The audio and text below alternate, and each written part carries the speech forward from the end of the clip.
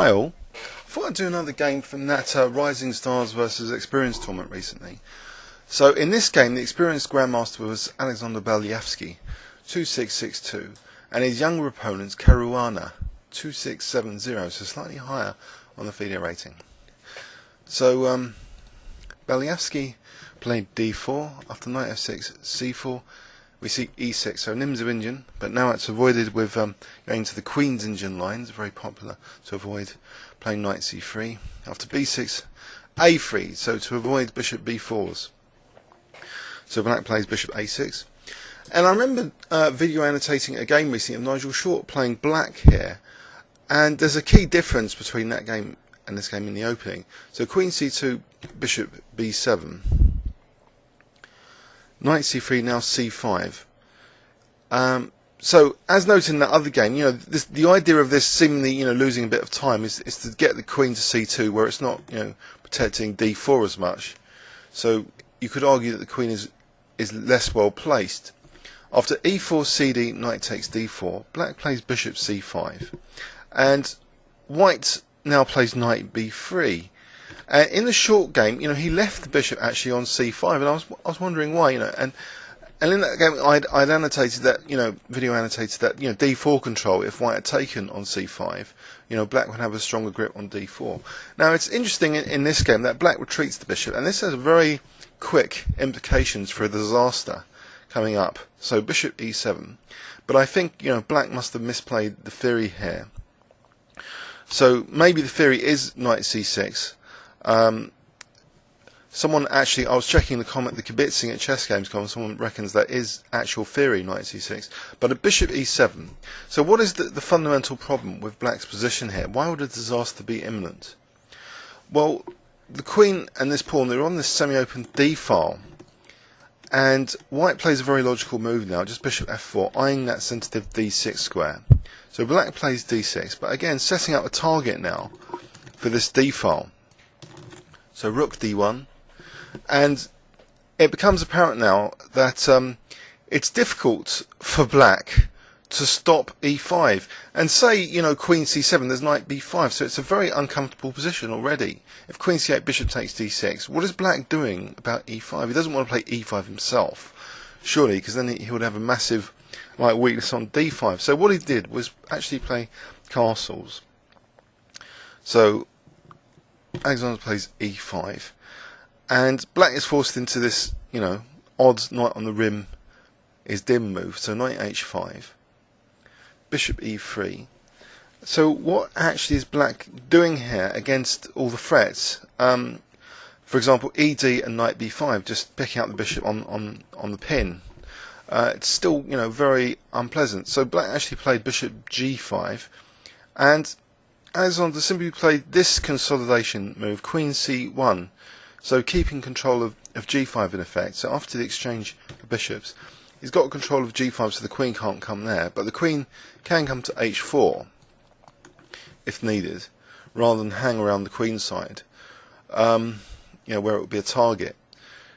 So black actually drops the d6 pawn now, so knight c6, and it's not really the most amazing positional sacrifice in the history of the game, because after rook takes d6, queen h4, white has a very powerful move here which was played, and let's examine this. So rook d7, so why couldn't for example bishop c8 be played? And I don't really want to turn on Rybka to find out. Let's just have a quick look ourselves. So bishop c8, maybe just rook c7 is a good move here, I guess. Rook c7, and then it's becoming even more awkward for black, even more passive maybe. So, and imagine also the follow-up g3 and bishop g2 on this diagonal. That would be pretty nasty. So black actually here just humbly defended the bishop, very passive position, and now this queen hasn't got many squares. At the moment, this bishop's protecting c4, which is stopping the queen coming over to take c4.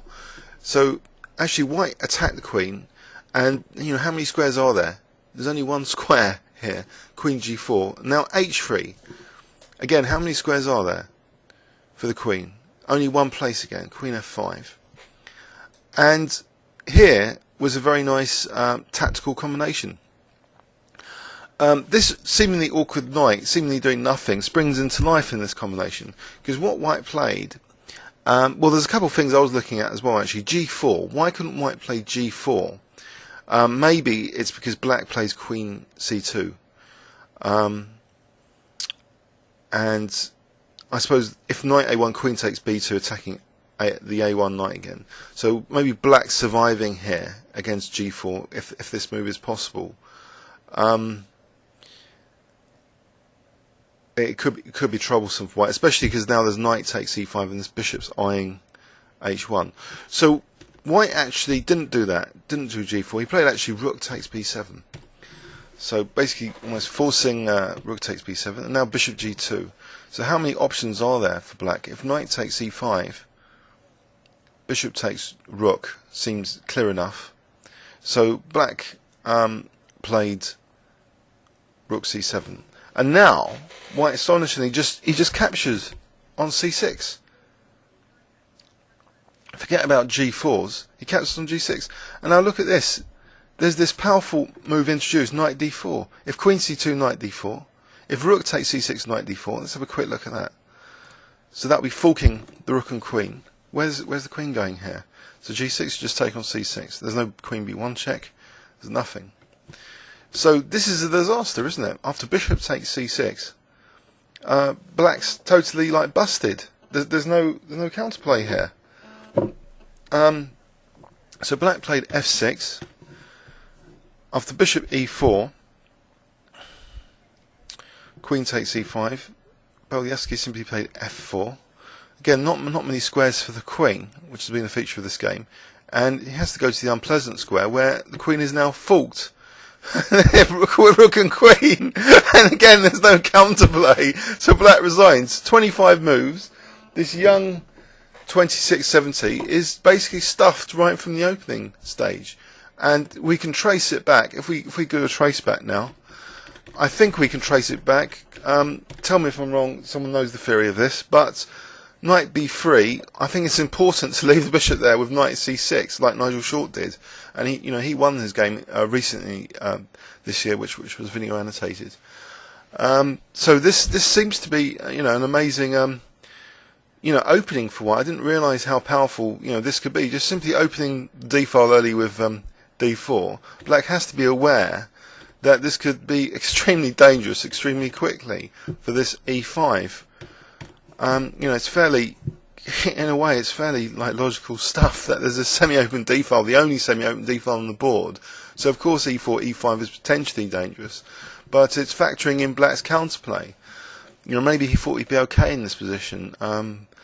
Maybe first he overlooked this Queen C1, and it starts to be quite unpleasant for Black. It simplifies the situation. This exchange of the dark squared bishops. Where is Black's counterplay? But the other horrible aspect of this is the number of squares available for the Black Queen after this sequence. Just playing G3 here, the Queen is forced to G4, and then it's forced to F5, which is a tactical liability for this lovely silent killer move, Bishop G2. Because here, a Queen C2, Bishop takes C6, attacking the Rook. And then Knight D4. So again, Queen C2 was like seemingly hopeless. So Black, was devastated basically, with his Queen always a tactical target in this game. And even after taking on E5, again a tactical target for Knight B5. Strange game. I hope you enjoyed it.